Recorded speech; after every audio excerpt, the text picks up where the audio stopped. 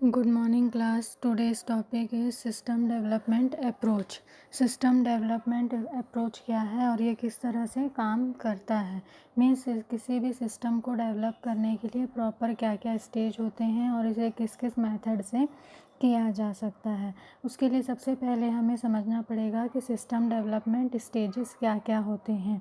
Mainly 6 stages होते हैं। सबसे पहला स्टेज होता है इन्वेस्टिगेशन। इन्वेस्टिगेशन करना मीन्स जो भी सिस्टम आप अप्लाई करना चाहते हो अपने बिजनेस में या ऑर्गेनाइजेशन में, उससे रिलेटेड पूरा इन्वेस्टिगेशन करते हो, प्रॉपर पता करते हो कि इस तरह का अगर सिस्टम आप अपने बिज़नेस में अप्लाई करते हो तो उसके क्या क्या फ़ायदे होंगे, आप किस तरह से उसके को हैंडल करोगे, क्या क्या प्रॉब्लम्स होगी और वो क्लियर हो पाएंगे कि नहीं हो पाएंगे। तो जब हम कोई भी सिस्टम अप्लाई करते हैं तो सबसे पहले यही एनालिसिस करते हैं कि पर्टिकुलर जो भी सिस्टम अप्लाई करें वो प्रॉपर सही वे पे चले, सिस्टम के अंदर जितने सब सिस्टम है वो भी प्रॉपर वे पे चले, जो भी प्रॉब्लम हो वो क्लियर डिफाइन हो और ये सारी चीज़ें कैसे हों, आपके जो कॉस्ट है या बजट है उसके अंदर में आए। तो अगर ये सारी चीज़ें ओके होती हैं, अगर आप सिस्टम से रिलेटेड इन्वेस्टिगेशन करते हैं तो फिर आप आगे के स्टेप में बढ़ते हैं। सेकंड होता है प्रॉब्लम डिफ़ाइन करना। ठीक है, सिस्टम इन्वेस्टिगेशन में 2 कंडीशन होती है। पहली होती है प्रॉब्लम डिफ़ाइन करना और दूसरा होता है फैसिबिलिटी स्टडी करना। प्रॉब्लम डिफ़ाइन में हम ये डिफ़ाइन करते हैं कि पर्टिकुलर जो प्रोजेक्ट हम अप्लाई करने वाले हैं उसमें क्या क्या प्रॉब्लम्स आ सकती हैं। उसके लिए क्या करते हैं, जो प्रोजेक्ट है उससे रिलेटेड एनालिसिस करते हैं या जो कंपनी है इस तरह के हमें सिस्टम डिज़ाइन करके देगी उनको इस तरह का छोटे लेवल पर प्रोजेक्ट के रूप में हमको करके देने के लिए समझाते हैं, जिससे कि हमको पता चल सके कि जब यूज़र उसे यूज़ करेगा तो उसे क्या क्या प्रॉब्लम आएगी और वो प्रॉब्लम सॉल्व हो सकती है कि नहीं हो सकती। ठीक है, इसके लिए भी प्रॉपर स्टेप बाय स्टेप अलग अलग कंडीशंस देखते हैं, एनालिसिस करते हैं और फिर जब सारी चीज़ें एक्यूरेट होती हैं और लगता है कि सारी चीज़ें रिलायबल है तब फिर हम इसके बारे में सोचना शुरू करते हैं कि हाँ, अगर इसमें थोड़ी बहुत प्रॉब्लम आती है और वो सिस्टम के अकॉर्डिंग हम उसमें चेंजेस कर सकते हैं। जो यूज़र उसे यूज़ करेगा वो उसका यूज़ टू हो जाएगा, उसे बहुत ज़्यादा प्रॉब्लम नहीं आएगी और जो प्रॉब्लम आएगी उसे आसानी से सॉल्व किया जा सकता है। और इस तरह के प्रोजेक्ट में जब क्वेश्चंस अराइज होते हैं और उनके आंसर मिलते जाते हैं तब फिर हम इसके इम्प्लीमेंटेशन के बारे में सोचना शुरू करते हैं। फैसिबिलिटी स्टडी, इसमें हम पता करते हैं कि इसमें क्या क्या प्रॉब्लम है और किस तरह से हम इसको सॉल्व करेंगे। जैसे कि ऑर्गेनाइजेशनल फैसिबिलिटी मीन्स जो सिस्टम के हम अप्लाई करना चाहते हैं वो अकॉर्डिंग टू हमारे सिस्टम सही बैठेगा कि नहीं बैठेगा, इनका प्रॉपर एनालिसिस करना। क्योंकि हर सिस्टम में, हर ऑर्गेनाइजेशन में किसी भी तरह का सिस्टम ऐड हो जाए ऐसा पॉसिबल नहीं है। तो आपका जो सिस्टम है, जो इंस्टीट्यूट है, वहाँ पे किस तरह का काम है उसके अकॉर्डिंग जो आप प्रोजेक्ट वहाँ अप्लाई कर रहे हो वो वहाँ सही बैठेगा या नहीं, उसका पूरा एनालिसिस करना। इकोनॉमिक फैसिलिटी में ये देखना कि जो सिस्टम आप अप्लाई कर रहे हो वो आपके बजट में आता है कि नहीं आता है, आप फालतू के पैसे खर्चे करते हो और उतने खर्चे करने की ज़रूरत नहीं है। तो उस तरह का सिस्टम डिज़ाइन कोई भी बेनिफिट आपको नहीं देगा। आपको इस तरह का सिस्टम डिज़ाइन करना है जो कम कॉस्ट का हो, आपके बजट में हो और धीरे धीरे जब आप उसमें इम्प्रूवमेंट करना चाहो तो वो इम्प्रूवमेंट उसमें पॉसिबल हो। तो ऐसा जब आप करते हो तो आपका जो अमाउंट है वो वेस्ट नहीं जाता। टेक्निकल फैसिबिलिटी में मेन हम टेक्निकल फैक्टर पे ध्यान देते हैं। मीन्स जो टेक्निक हम आज अपने ऑर्गेनाइजेशन में डेवलप करना चाहते हैं, ठीक है, वो कितने लॉन्ग टर्म के लिए काम आएगी। मीन्स आप टेक्निक यूज़ करते हो और वो कुछ ही साल में पुरानी हो जाती है तो फिर से आपको पूरा नया सिस्टम क्रिएट करना पड़ेगा, नया इम्प्लीमेंटेशन करना पड़ेगा। तो जब भी हम कोई इम्प्लीमेंटेशन करते हैं तो सबसे पहले ये देखते हैं कि पर्टिकुलर जो टेक्निक हम अप्लाई कर रहे हैं वो तुरंत ही पुरानी ना पड़े और एक लंबे समय तक हमारे काम आए। नेक्स्ट है ऑपरेशनल फैसिलिटी।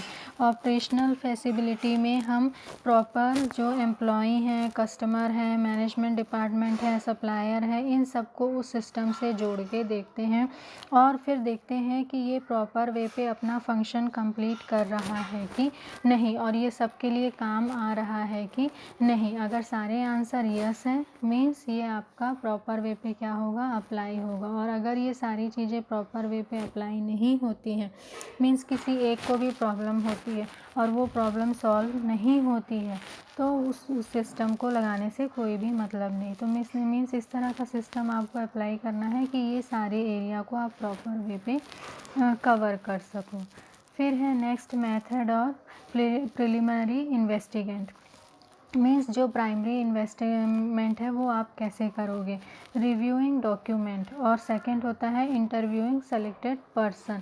रिव्यूइंग डॉक्यूमेंट में आप क्या करते हैं, उससे रिलेटेड जितने भी डॉक्यूमेंट हैं उनका एनालिसिस करते हैं या दूसरी जगह जहाँ पे इस तरह के सिस्टम अप्लाई हैं उससे रिलेटेड पूरा एनालिसिस करते हैं, एग्ज़ामिन करते हैं और फिर कंफर्म करते हैं कि पर्टिकुलर ये प्रोजेक्ट आपके लिए सही रहेगा या नहीं। कंडक्टिंग इंटरव्यू मीन्स जिस तरह का सिस्टम आप अप्लाई कर रहे हैं आपको उस तरह के वर्कर एम्प्लॉयज़ की ज़रूरत पड़ेगी। अगर टोटली नया आपका ऑर्गेनाइजेशन है तो आप पूरी तरह से इंटरव्यू करके उसी तरह के पर्सन को अपॉइंट करेंगे। और अगर आपका ऑर्गेनाइजेशन पहले से स्टेबल है और आप उसमें अब चेंजेस कर रहे हैं तो आपके एम्प्लॉय क्या इसको करने के लिए कैपेबल हैं या नहीं, ये सारी चीज़ों का एनालिसिस करना। और आपके जो एम्प्लॉयज़ हैं वो कहाँ तक इसे कवर कर पाएंगे और उसके अकॉर्डिंग इसमें थोड़ा बहुत जो लेवल है चेंज करने का वो चेंज हो सकेगा कि नहीं। फिर नेक्स्ट है second system analysis. System analysis करना along with their boundaries means उस सिस्टम की भी बाउंड्रीज होती है, वो पर्टिकुलर उसी के अकॉर्डिंग ही काम करता है, वो उसमें बहुत ज़्यादा चेंजेस हम नहीं कर सकते। लेकिन किस लेवल तक हम चेंजेस कर सकते हैं, हालांकि जब भी कोई नया सिस्टम अप्लाई होता है तो उसके अकॉर्डिंग जो एम्प्लॉय होता है उसको प्रॉपर ट्रेनिंग दी जाती है और उसको काम करने के लिए कहा जाता है। लेकिन हम ये भी जानते हैं कि सिस्टम के अकॉर्डिंग पूरा हमारा ऑर्गेनाइजेशन चेंज नहीं होगा। हमारे ऑर्गेनाइजेशन के अकॉर्डिंग सिस्टम डेवलप करना है तो कुछ चेंजेस यूज़र के अकॉर्डिंग उसमें करने पड़ेंगे। तो वो सारे अगर पॉसिबल हैं तो आप उस सिस्टम को आसानी से क्या कर सकते हैं, इम्प्लीमेंटेशन कर सकते हैं। और फिर जो भी स्टेप होगा वो कैसा होगा, आपका प्रॉब्लम फ्री होगा और आपको सॉल्यूशन आसानी से मिल जाएगा। थर्ड है सिस्टम डिज़ाइन। सिस्टम डिज़ाइन कैसा होना चाहिए, सिस्टम डिज़ाइन टोटली हम यूज़र के अकॉर्डिंग नहीं कर सकते लेकिन यूज़र से रिलेटेड होना चाहिए। मींस जैसा यूज़र का काम है उससे रिलेटेड ही प्रोग्राम होना चाहिए। थोड़ा बहुत जो चीज़ें हैं आगे पीछे उसके लिए ज़रूर यूज़र ट्रेनिंग लेगा, एज इट इज़ उसको सारी चीज़ें नहीं मिलेंगी लेकिन कंपनी के सारे स्ट्रक्चर को हम चेंज नहीं करेंगे, उसके डिज़ाइन को ध्यान में ही रखकर जो सिस्टम है उसको इन्वॉल्व करेंगे। डेटा डिज़ाइन करना, उसके अकॉर्डिंग डेटा डिज़ाइन करना, सारे फीडबैक उसमें डालना, फिर उसका प्रोसेसिंग सिस्टम क्या होगा, मीन्स कहाँ से कहाँ सारी चीज़ें जाएंगी, क्या सिस्टम एक दूसरे से किस तरह से कनेक्ट रहेगा। प्रॉपर हर एक चीज़ पे आपको क्या करना पड़ता है, फोकस करना पड़ता है जब आप सिस्टम डिज़ाइन अप्लाई करते हो। नेक्स्ट है construction and testing. Construction and testing में ऐसा नहीं कि हम पूरा इम्प्लीमेंटेशन एक साथ पूरे ऑर्गेनाइजेशन में कर दें, उसके लिए भी हम स्टेप बाय स्टेप क्या करते हैं, उसका इम्प्लीमेंटेशन करते हैं। पहले किसी एक मेन एरिया में उसका इम्प्लीमेंटेशन करते हैं, जब वो वहाँ पे सक्सेस होता है तब फिर उसको धीरे धीरे पूरे ऑर्गेनाइजेशन में क्या करते जाते हैं, अप्लाई करते जाते हैं, जिससे कि लोग उसके यूज़ टू हों, उसके डिज़ाइन को समझ सकें।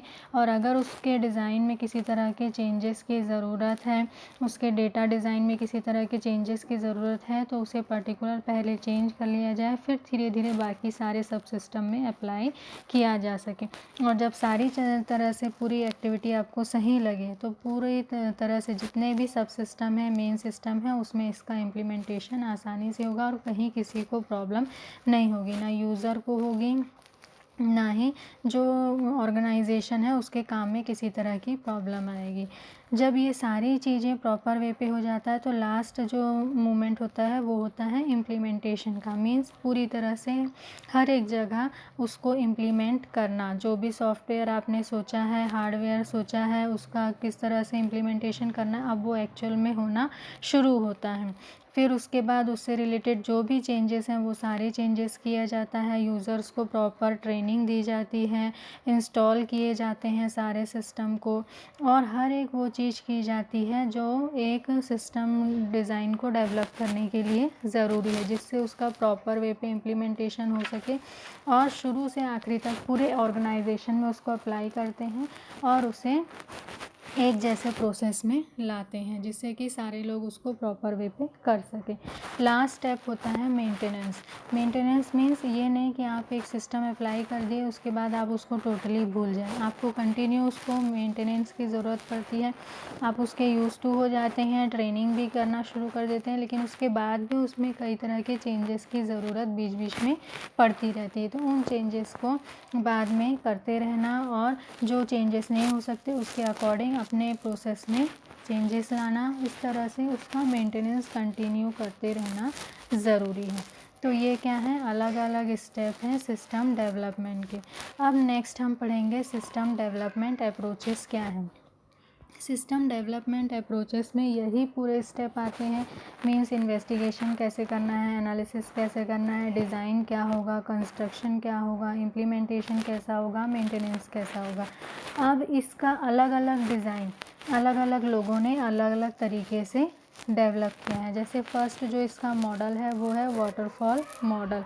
वाटरफॉल मॉडल में मेनली जो सिस्टम डेवलपमेंट, इसका पूरा नाम है सिस्टम डेवलपमेंट लाइफ साइकिल, ठीक है, SDLC इसको शॉर्ट फॉर्म में बोलते हैं। ये पॉपुलर हुआ था 1970s में। इसमें जो मेन था वो कैसा ऑर्डर था, लाइनियर ऑर्डर था। मीन्स स्टेप बाय स्टेप सारे काम करने हैं ताकि कहीं पे किसी तरह की कोई प्रॉब्लम ना आए। जैसे कि अभी इससे पहले आपने स्टेप्स पढ़े थे, सेम वैसा ही पहले क्या करना, प्रपोज़ल जो भी है उसको प्रॉपर डिफ़ाइन करना। उसके बाद जैसे ये आपके पिक्चर में दिया है प्रपोज़ल जो भी, उसको प्रॉपर वे पे डिफ़ाइन करना।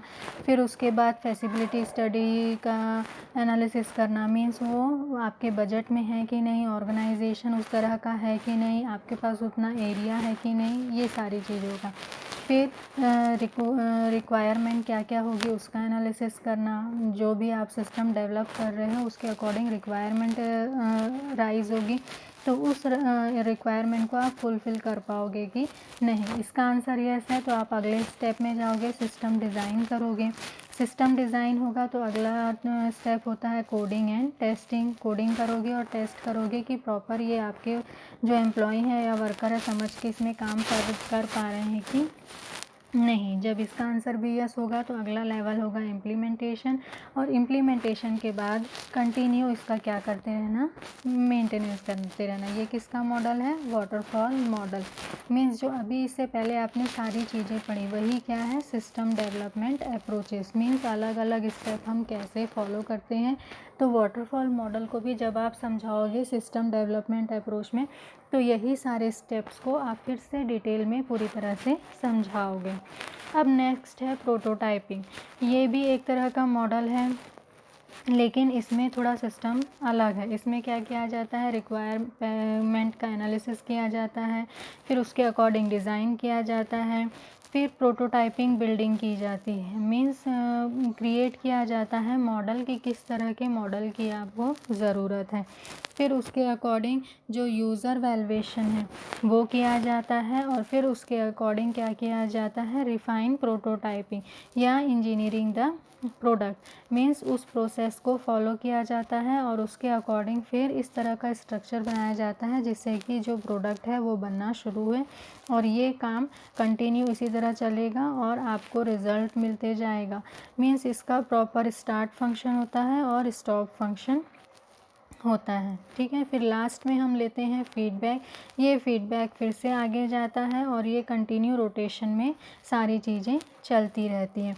मीन्स फर्स्ट से जो स्टार्ट होता है वो क्या रहता है, पहले के जो सारे काम हो गए हैं उसके अकॉर्डिंग जो फीडबैक मिलता है उसके अकॉर्डिंग फिर से उसमें चेंजेस करते हैं और फिर से ये सर्कल क्या होता है, कंटिन्यू चलता है। तो इसको बोलते हैं प्रोटोटाइपिंग सिस्टम। प्रोटोटाइपिंग सिस्टम में मेन हम क्या करते हैं, हर एक स्टेप को प्रॉपर वे पे डेवलप करते हैं और हर एक स्टेप को अलग अलग रखते हैं। किसी को भी इस तरह से नहीं करते कि कोई भी चीज़ हमको समझ में ना आए। मीन्स हर काम स्टेप बाय स्टेप जैसे पहले वाले में करते थे वैसे इसमें भी करते हैं। बस इसमें क्या करते हैं, हम प्रॉपर फीडबैक लेते हैं कि उसका रिज़ल्ट जो आया वो सही है या नहीं है और फीडबैक के अकॉर्डिंग फिर जब नेक्स्ट हम फिर से वही स्टेप स्टार्ट करते हैं तो उसको फीडबैक के थ्रू उन सारी चीज़ों को कंट्रोल करते हैं जो उसमें सही नहीं बैठती है। फिर उसके बाद अगला है इंटरेक्टिव इन्हेंसमेंट मॉडल, ठीक है। ये थर्ड डिज़ाइन है। थर्ड डिज़ाइन में क्या होता है, देखिए इसमें भी जो आपका पिक्चर बना है, टेबल बना है, उसमें फर्स्ट क्या, डिज़ाइन 1, इम्प्लीमेंटेशन 1, एनालिसिस 1। डिज़ाइन पहले अप्लाई हुआ, उसका इम्प्लीमेंटेशन हुआ, एनालिसिस हुआ, एनालिसिस के बाद आप उसमें चेंज करें और फिर डिज़ाइन क्या आया, 2 आया। फिर उसको इम्प्लीमेंट किए, एनालिसिस किए, फिर डिज़ाइन 3 आया। इस तरह से design n, implementation n, analysis n. Means ये भी कैसा है, एक प्रोसेस है जो कंटिन्यू चेंज होते रहता है, किसके अकॉर्डिंग, फीडबैक के अकॉर्डिंग, ठीक है। तो मीन्स जो इम्प्लीमेंटेशन होता है वो टोटली एक बार में हो गया, ख़त्म हो गया, ऐसा हम कभी भी नहीं कर सकते।